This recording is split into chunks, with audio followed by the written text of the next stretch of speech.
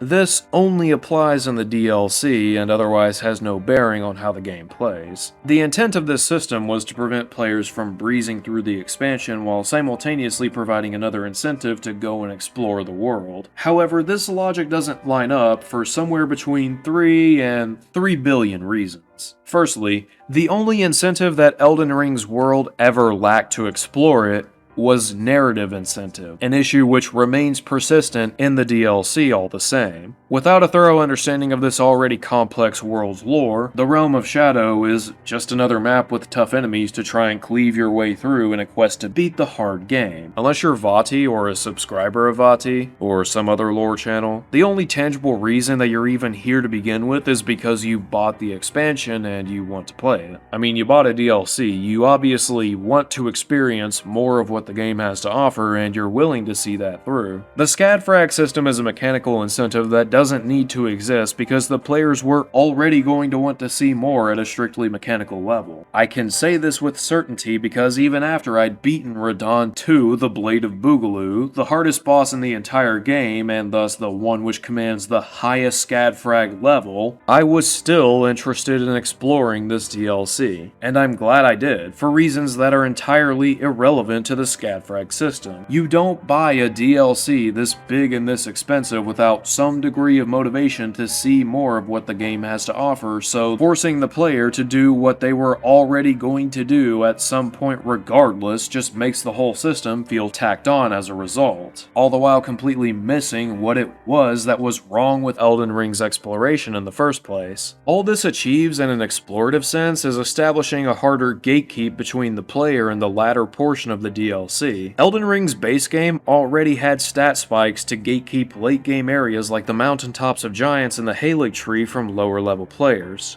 I mean, it's one of the most frequent criticisms levied against the game, even by a substantial volume of its fans. So to say this design choice left me utterly baffled would be a serious understatement. What's worse is, just like the base game, it doesn't take long at all to accidentally over-level on Scadfrags and utterly annihilate whatever it was that was originally giving you trouble. I don't think any moment from my first playthrough with this DLC could more perfectly illustrate this than my time fighting Romina, Saint of the Bud. Most of her attacks outright one-shot me, and there was just no way that I was going to beat her without one seriously mundane time investment that I was almost sure would make me detest the boss.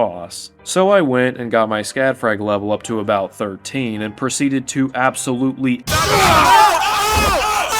She genuinely did not stand a chance. Just like in the base game where you might find yourself accidentally over-leveled, this is not satisfying. If anything, my recognition of the artificiality behind this made it a much less satisfying experience as a result, which is a shame because I actually consider Romina a pretty fantastic boss regardless. The idea that this keeps the player from breezing through the DLC is a fucking joke, because as long as you know what you're doing, you can pretty efficiently blitz the DLC with a pretty low Scadfrag level. So while most players are being forced to do something that they were going to do anyways, the uber hardcore challenge runners are still going to do exactly what they were going to do anyways. This doesn't solve anything or add anything to the world, it just makes the first run of the DLC way more frustrating than it needs to be by arbitrarily and artificially stat spiking certain portions of the DLC. What makes this even more stupid is the fact that the prerequisites for reaching this DLC should have given FromSoft more than enough of a clue where the DLC's difficulty should have started out, and thus how they could escalate moving forward. Since the DLC can only be accessed after defeating Radahn and Mohg, you would think that the obvious starting point for the DLC's ideal difficulty would have been somewhere between Lindell and the Consecrated Snowfield. So, basically, Elden Ring's late game. One could make the argument that an overpowered level 420 build, outfitted with the best equipment, weapons, and magic that this game has to offer, would effectively slice clean through this level of difficulty, but I would just as easily argue that doing so would make the points in the DLC where the difficulty ramps up stand out as far more effective in challenging the player, because not only would the newer and more average players be struggling, but it would also allow the game itself to catch those more overtuned veterans off guard and thus allow for two wholly unique experiences that still come out of having the same result, satisfying that urge to overcome a major challenge. Of course, this would also require the game to rely on more than just overtuned stats and attack animations, but this is an ideal hypothetical, so take that as you will. Sadly, what we got was a system that artificially deflates the player in FromSoft's ongoing attempt to reinforce the general audience's perception that they make the super hard games, which is unfortunate because I vividly recall once knowing them as the studio that makes the super engaging games that never needed cheap strategies and streamer baiting. This whole system is a fucking joke. I could keep going, but I feel like I've made my point. This system simultaneously does nothing new to encourage exploration while also failing to address the incentive that this game actually lacked in the first place. Not only does this show a complete lack of awareness on the part of FromSoft regarding their own open world, but it only serves to bolster the issue with progression in their base game, which wouldn't have even been a problem in this DLC given the prerequisites that needed to be achieved before accessing it in the first place. They effectively recreated one of the core issues in the base game in a DLC that didn't release until 2 years later and was on track to not even have that same issue just by consequence of what it was you even had to do to access it in the first place. It is baffling to me that this is even a problem at all, and in my eyes is one of the greatest blunders of this DLC, right up there with its final boss. But we got a few bosses to talk about before we can tackle that train wreck. For now, we're gonna take one last look at Elden Ring's undying fetish for recycling bosses because despite all of the unique assets in this DLC, even the shadow of the Erdtree cannot escape the shadow of recycling content.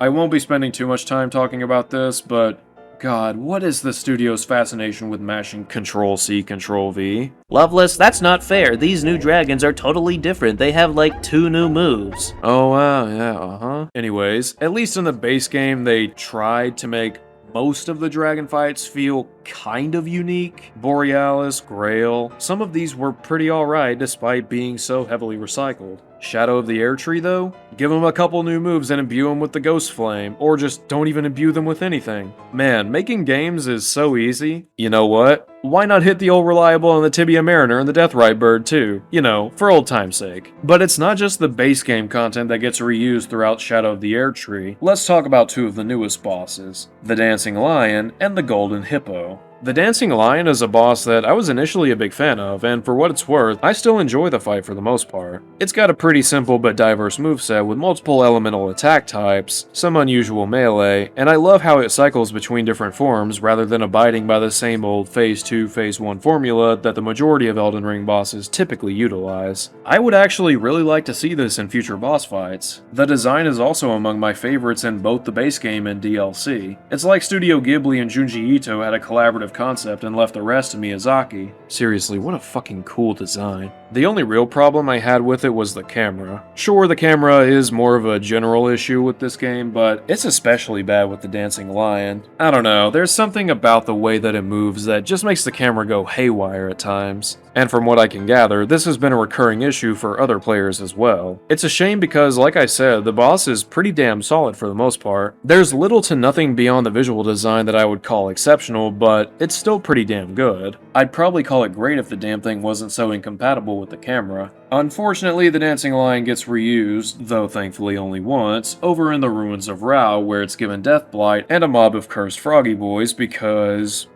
why not? You can also use Torrent for this fight. That's pretty neat. Yeah, this fight's terrible. I don't really see the point of reusing a boss like the Dancing Lion, and like I said, one reuse isn't the worst thing in the world, but this second fight just fucking sucks. But hey, I can at least respect the fact that they tried something kind of different with this second fight.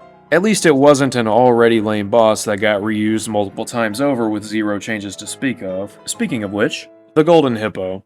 Yeah, it kinda sucks. And no, I'm not going to elaborate at all. Aside from that though, the DLC thankfully does a pretty good job at refraining from frequent boss recycling. I suppose we could count the fire golems as a pseudo-boss that definitely gets reused way too much, and from what I can gather, I'm not the only one who finds them... oh man. Who finds them just... oh man.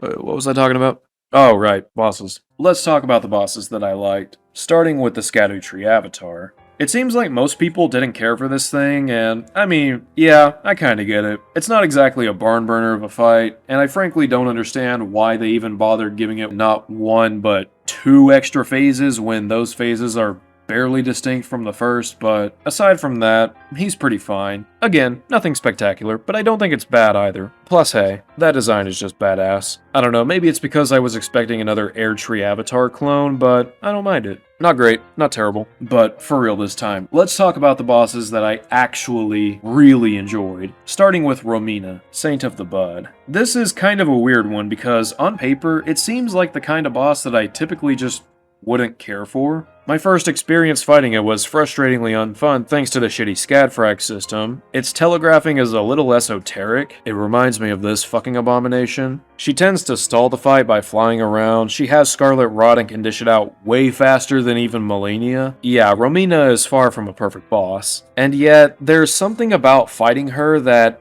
I can't help but love. Those of you who watch my Shadow of the Erdtree stream probably remember how hard of a time I had thanks to the Scadfrag system. I'd get so far in the fight only for her to one-shot me or combo me to death in an instant. Yeah, not exactly a pleasant experience. But it was also obvious to me that even then, this was the fault of the Scadfrag system. Otherwise, I was actually really enjoying the fight, and in more recent runs, I've had a ton of fun facing her at the quote-unquote expected Scadfrag level. It's a shame that this shitty faux leveling system was so in the way of my first experience with a boss that I genuinely really like. Romina's awesome. Like the Dancing Lion and Estelle, her design is just so unique, and the way she moves makes learning her patterns feel more involved than just memorizing wind-ups, and it doesn't feel like you're just being subjugated to needlessly bloated and extended anime wombo combos. She's an actual warrior with a honed and polished style of approaching combat that works in tandem with her unique form. Ironically, despite her strange and almost otherworldly appearance, she's one of the game's only bosses where you feel like you're, actually learning how she operates as an entity in this world, rather than some artificial intelligence with a high rate of aggression and wacky animations. She feels like an actual Souls boss. Isn't that fun? It is. It really is. I don't think there's anything mechanically exceptional about the fight, but I also don't think there really needs to be. Her attack patterns are aggressive, but not so much that you'll be dodging for several seconds at a time. Her punish windows are somewhat slim, but not to the point that you'll barely have time to get in more than a single poke of damage. Her hitboxes are all pretty tight, including the butterflies, which is seriously impressive given the volume of them and the fact that they explode, creating so many AoEs. She's a fucking Souls boss. A classic Souls boss. Oh my god, she was such a breath of fresh air compared to the usual Elden muck. Combine her being a rock-solid fight with the phenomenal visual design and not to mention downright superb OST and yeah, I stand the fuck out of Romina. If anything, I wish they did more with Romina. She just feels so, I don't know, like a footnote. It's a bit of a recurring thing with some of Elden Ring's bosses, or even sometimes just their phases. The first phases of Mohg, Malekith, Melania, then of course there's Radagon who just feels like he got the Elden shaft with his fight, but with Romina, it's a bit different. The issue with Romina is that she doesn't feel like she has anywhere near the significance of bosses like Mesmer or Radahn. It feels like she could have had far more of a presence in this expansion. As it stands, once you leave the Shadow Keep, you more or less barrel through the ruins of Rao, fight Romina, light a bonfire, fuck off to heaven and kill God and his totally of legal age consort. I don't know, it just feels like they could have done a bit more to hype up this fight than just including yet another area with the Kindred of Rot. You know what I mean? I feel like even just a cutscene would have done wonders for elevating this fight. But hey, I understand that not every boss I specifically take to is gonna get the red carpet treatment, and that's fine. When the biggest problem I have with the fight is that I wish there was more to the presentation, I think it's fair to say that the fight must be pretty damn good. The Scarlet Rot is such an interesting concept, and as far as this game's lore goes, just about anything to do with Melania is bound to be compelling. I know that probably sounds filthy rich coming from me, but I stand by what I've said. Melania is a bad boss, but her lore is fascinating, and the Shadow of the Erdtree does a fantastic job at expanding upon it.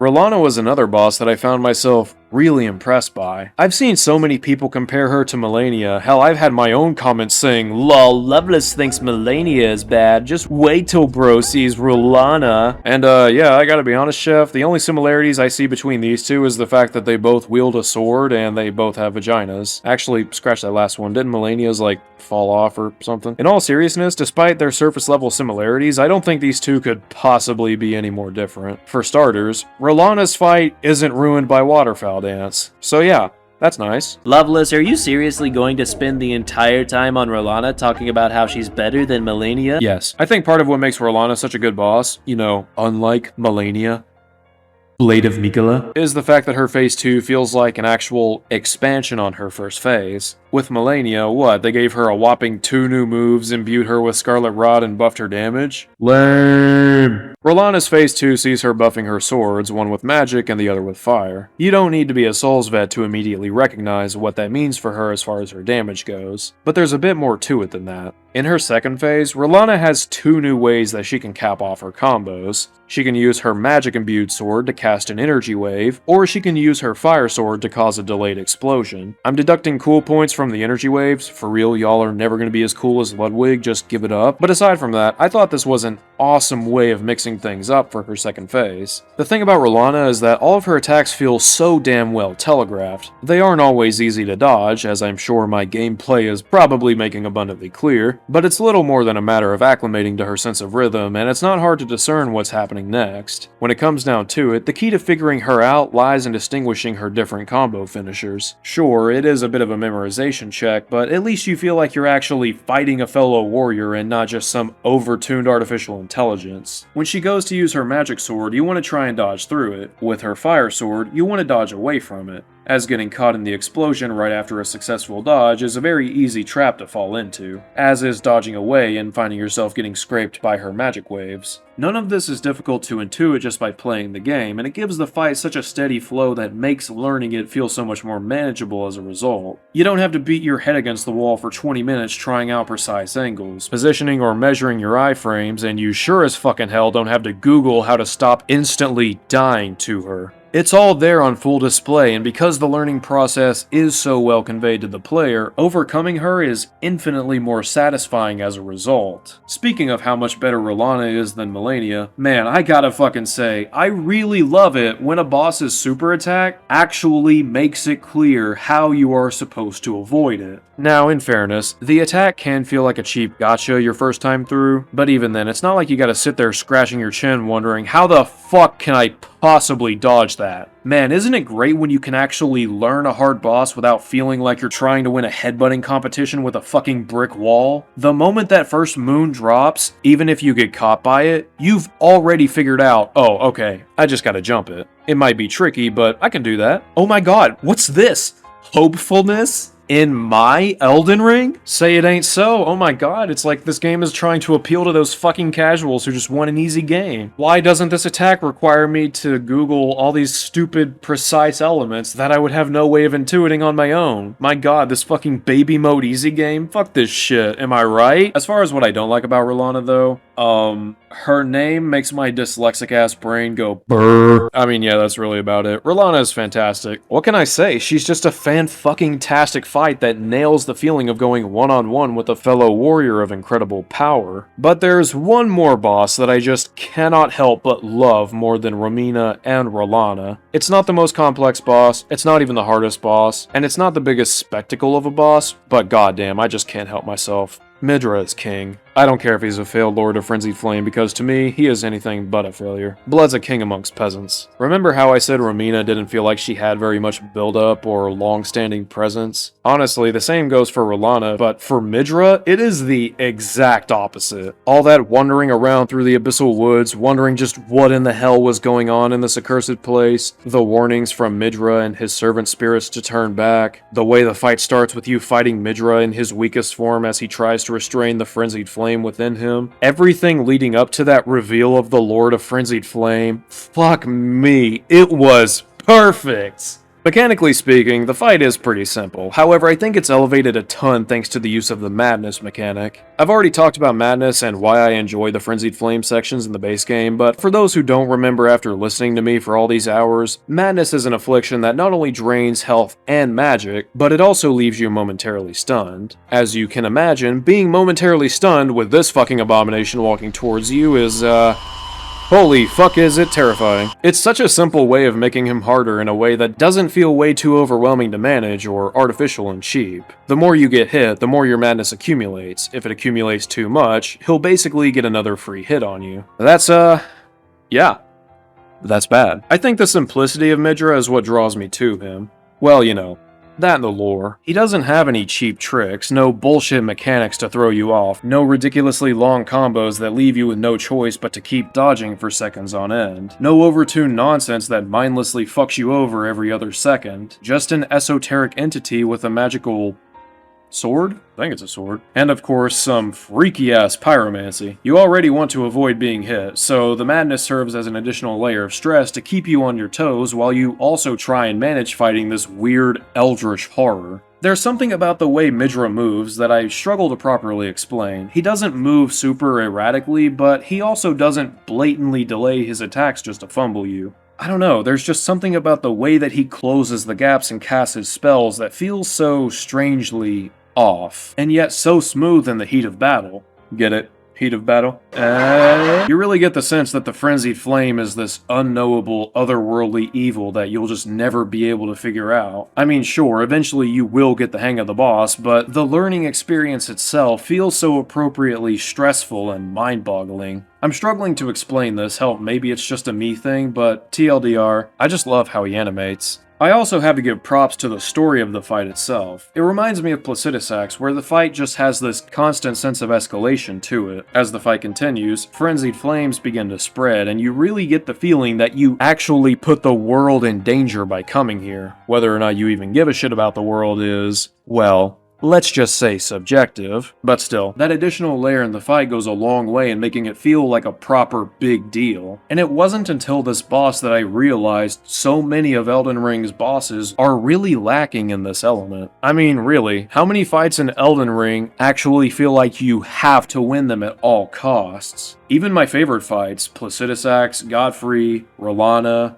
Romina, nothing about those fights would negatively impact the world were the tarnish to permanently fall from them. Midra is the first time that I can recall in the entirety of Elden Ring that I felt like, oh shit, I actually need to win this and save the world from a potential cataclysm that I am responsible for unleashing. I mean, obviously if you die, nothing happens, Midra just resets, but still, the idea is at least there, and it makes Midra's fight feel so unique compared to everything else in the game. Maybe you're role-playing as the next Lord of Frenzied Flame. Maybe your Tarnished reached the bottom of the subterranean shunning grounds and met the Three Fingers for themselves, acquiring the true power of the Frenzied Flame and forsaking Melena's quest, and ultimately seeking the end of the lands between. What would that make Midra to you? A fallen comrade? A blasphemer? An underdog rival? This is the kind of thing that makes me love role-playing games. The creative potential for engaging the player in their own little stories borders on boundless. Midra's fucking goated and easily my second favorite boss in all of Elden Ring. Personally, I'm always gonna prefer political Ghidorah, but hey, if there's one thing we all know now, it's that there is no shame in being the silver medal. The real shame is the fact that now I've got to start talking about the bosses that I don't think deserve any medals, unless those medals are to do with them being dog shit. Alright, let's start off with a real hot take. That being Mesmer. See what I did there? Hot take? Yeah. I don't know. I don't really hate Mesmer. In fact, I think he's a lot better than some of the fights I'll be talking about later. And I really like him as a character, but the fight itself is just... I mean... What is this? Does anime bullshit just run in this incestuous bloodline or something? In all seriousness though, I'm more mixed when it comes to Mesmer. I just think his first phase is an obnoxious clusterfuck of the exact same over-the-top nonsense that made me detest bosses like Malenia, but I actually really like his second phase. Quite a bit, in fact. It's still really hard, and the learning experience, to be frank, was kinda shit due to the first phase being what it was, but after a while, I found his second phase pretty damn enjoyable. I think it just suffers from following a pretty lousy first phase. Mesmer's design feels really backwards. His phase 1 is just this relentless onslaught of overly animated attacks, but his phase 2, despite having literal giant snakes at his beck and call, somehow feels far less visually cluttered, and he has these really wide openings in his offense that make him so much easier to learn as a result. You actually get downtime between his attacks so that you can properly gauge, read, and prepare for his next attack, making the learning process much more organic than his first phase where he's just flying around doing these ridiculously never-ending combos. The camera sure isn't doing him any favors in either phase, but at least when it comes to his phase 2, his attacks are pretty well telegraphed, and it doesn't feel like the game is going out of its way to grant him free punish on the player. In fact, it's pretty straightforward. You know what? This wasn't in my script. Weird comparison, but now that I think about it, he actually reminds me of the Shadows of Yharnam, again, when it comes to his second phase. I just can't stand his first phase though. His attacks are just way too constant. His mobility has him flying around like a coked up Roo, and again, the visual clutter is just, I mean, god, what the fuck is happening? Spirit Ashes practically feel like a necessity for such an aggressive boss, but I much prefer fighting his phase 2 without them because he feels so much better tuned for a one-on-one throwdown. Also, some of his hitboxes in the first phase are fucking insane. Oh, come on, Loveless, you're just making excuses for how bad you...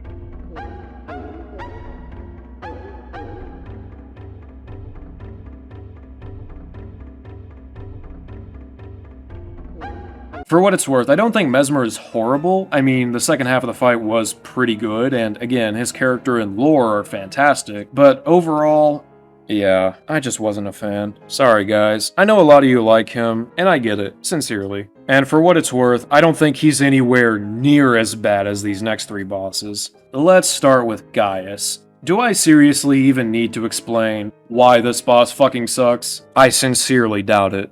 So I'm not going to. This motherfucker appears at the bottom of literally every DLC boss ranking. Everyone watching this video knows that he fucking sucks. I doubt I can tell you anything about him that you don't already know or haven't already heard. Actually, Loveless, they patched him so that he always spawns from his original starting point, so the boss is completely fixed now. Are you? My guy, you cannot be serious. Of course I am. You're just mad because you don't understand the mechanics and refuse to get good. If you bothered to research his frame data and stat numbers, you would realize that— Dude, I swear to God, I'm gonna throw you in a blender if you don't shut the fuck up and level up that listening comprehension. I swear, so help me fucking God! Now, where was I? Oh, yeah, the shitty bosses. So, Bale. Loveless, are you kidding me? Bale is the greatest FromSoft dragon of all time and way better than Placidusax and Midir. You're clearly just bad and need to get good. So, yeah, Bale fucking sucks. I don't know what it is people see in this fucking thing. Look, his first phase is mid, and the second phase just feels like a wannabe Kingdom Hearts boss that spams arena blanketing light show attacks. Some of the dodge timings, mainly the grab attack, don't always feel consistent, and nothing about him sticks out as especially impressive to me. He's just a big hulking motherfucker that jumps around and deals colossal damage. Not exactly original coming from a game with 200 of those, if I'm being perfectly frank. Also, I get that FromSoft wants us to know Bale is a really hard boss, but was it really necessary to have him attacking the player the moment they enter the fog gate? This is the exact same shit that Gaius was doing pre-patch, and it was just as obnoxious there. I'm sorry, but I'm not gonna give Bale a pass just because bro looks like a mangled Destoroyah, okay? Honestly though,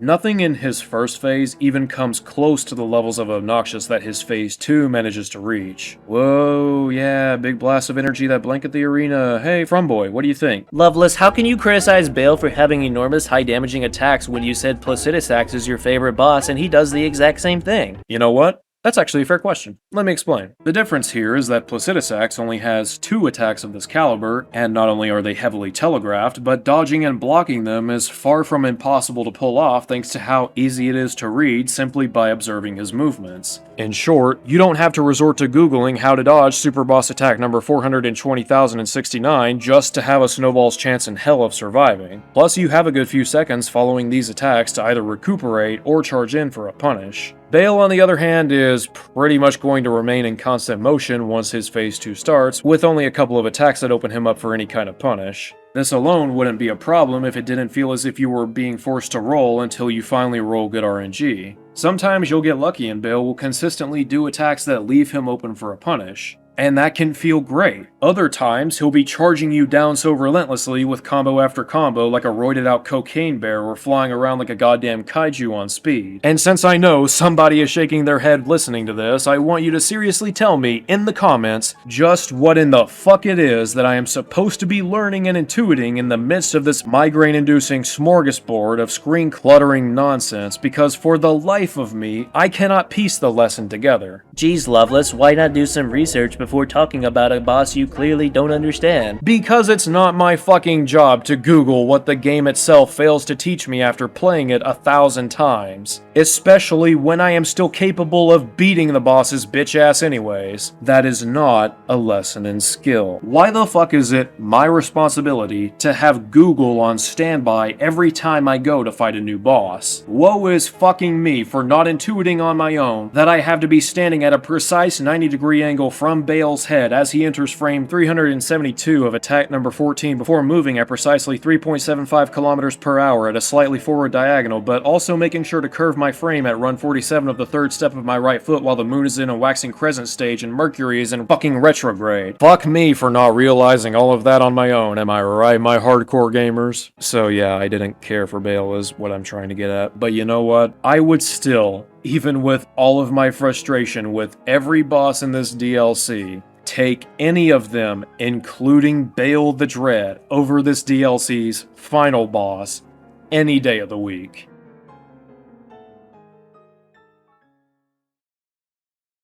Wait a second, Loveless. Before you talk about Radon, don't forget about the Putrescent Knight and Matir, Mother of Fingers. The fucking what? The Putrescent Knight, Matir. You used footage of one of them before. Oh yeah, right. I forgot to write about them. So, what are your thoughts on them? Well, actually, I think they're great. Wait, really? No, I'm kidding, they fucking suck.